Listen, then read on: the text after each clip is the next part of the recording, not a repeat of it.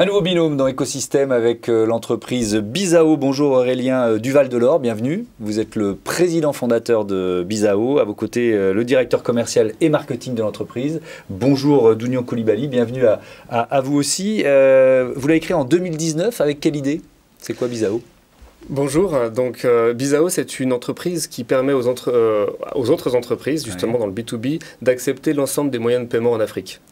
Okay. Le concept, c'est quoi? C'est pouvoir accepter non pas nécessairement la carte bancaire, mais du mobile money. C'est quoi le mobile money? Typiquement africaine, même si elle s'est développée partout dans le monde, qui permet à n'importe qui d'avoir un compte bancaire presque auprès de l'opérateur et de recharger ce compte au coin de la rue.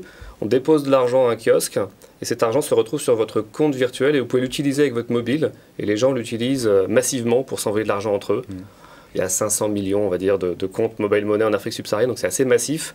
Et bon, c'est donc ça veut dire que les comptes bancaires. Ouais, donc ça s'est créé sur le service qui permettait à deux personnes de s'envoyer de l'argent via son mobile. J'ai bien compris le système. Donc ça veut dire que les opérateurs deviennent des concurrents des banques en quelque sorte. Oui, on assiste aujourd'hui à une concurrence acharnée.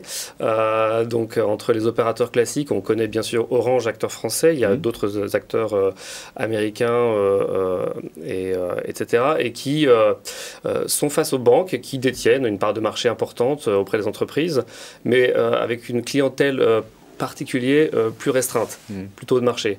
Et donc aujourd'hui, le défi en Afrique, c'est comment on capte l'ensemble de la population, les hauts revenus, les bas revenus. Ça s'appelle l'inclusion financière et c'est vraiment un enjeu sociétal, au-delà d'une opportunité économique énorme, qui anime beaucoup l'écosystème entre les opérateurs et les banques. Alors donc, on peut s'échanger de l'argent entre particuliers. Est-ce qu'on peut aussi acheter des biens, de la consommation? Est-ce que c'est un outil de consommation finalement, courante?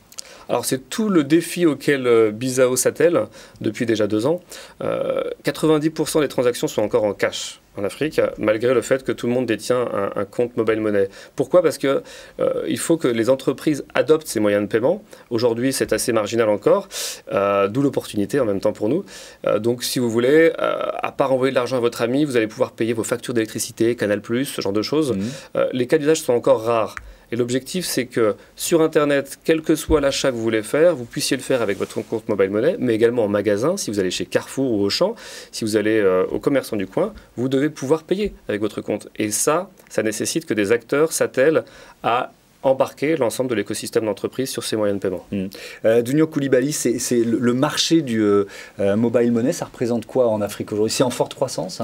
Bien sûr, donc on peut le dire en fait sans se tromper, l'avenir en fait du paiement en fait se joue aujourd'hui en Afrique, puisqu'avec le mobile money aujourd'hui, on a à peu près un Africain sur 2 qui a accès en fait à des services financiers de base, et la volumétrie en fait échangée sur des comptes mobile money aujourd'hui est légèrement supérieure au PIB du Nigeria.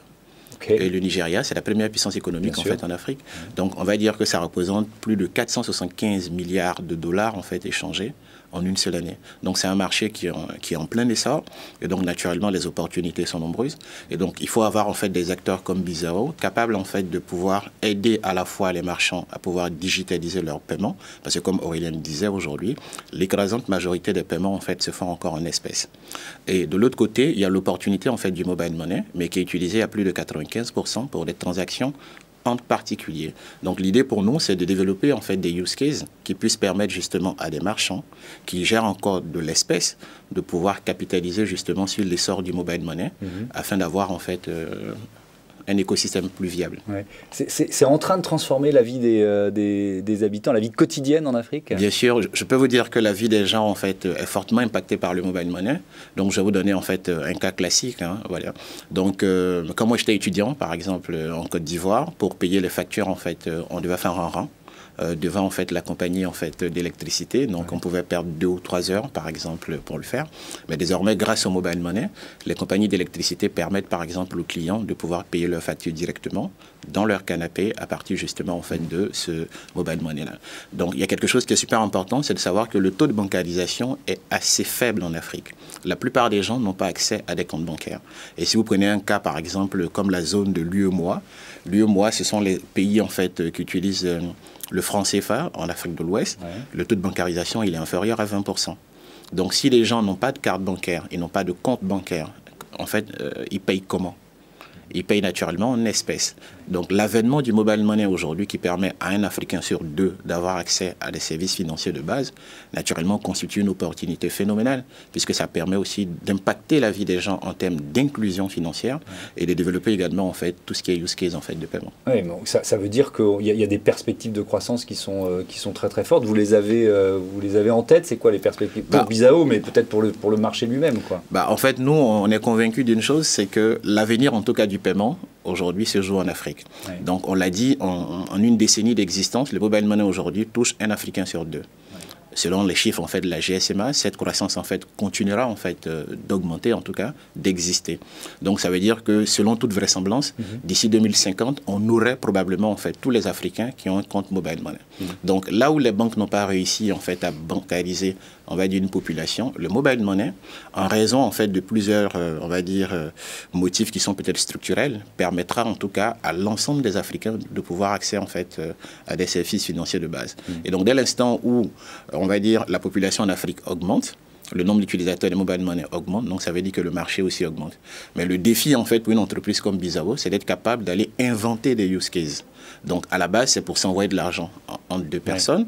Donc aujourd'hui, il y a le use case du paiement. On travaille également sur le use case, par exemple, du transfert d'argent. Vous savez, les diasporas africaines sont nombreuses. Et chaque année, il y a 79 milliards de dollars qui sont envoyés vers l'Afrique. Mais aujourd'hui, cet argent est retiré à plus de 90% en espèces. Donc naturellement, on travaille à faire des use cases pour que l'argent puisse avoir une terminaison sur des comptes mobile money. Donc je dirais en réalité que c'est un marché en fait qui est en plein essor. Les perspectives sont nombreuses. Il appartient à des entreprises comme Bizao d'être imaginatives et je pense qu'on pourrait faire en fait de très belles choses. Ouais. On va terminer sur le modèle RH de l'entreprise parce qu'il est un peu original. Vous avez une cinquantaine de collaborateurs aujourd'hui, c'est ça? Oui, tout à fait. On était 8 en septembre 2019, on a une cinquantaine aujourd'hui. Ouais. Si tout va bien l'année prochaine, on sera peut-être le double. Bon. Donc ça, c'est des croissances start-up classiques. Là, ce qui est spécifique, c'est qu'en France, on doit être une dizaine, à peine plus. Presque toutes nos embauches se font à Dakar, Abidjan, Douala, il y aura d'autres pays. Toute la tech est à Dakar, Dounian avec toute son équipe marketing, communication et sales est à Abidjan. Et c'est vrai que j'ai voulu faire comme ça parce que je me suis dit qu'on ne pouvait pas développer des services innovants pour l'Afrique sans que ce soit conçu par des Africains pour des Africains en Afrique. Donc c'était un pari RH parce que voilà, je suis français, j'avais une expérience limitée sur l'Afrique, même si je travaillais quelques années chez Orange. Mais voilà, ça se passe vraiment très bien et c'est assez passionnant de pouvoir rassembler autour de soi différentes nationalités parce que quand on dit africain, ça veut rien dire. Bien sûr. On a des Maliens, des Ivoiriens, des Sénégalais et tout le monde arrive à cohabiter, à travailler ensemble. Merci beaucoup d'être venu nous présenter Bizao, un autre écosystème tout de suite.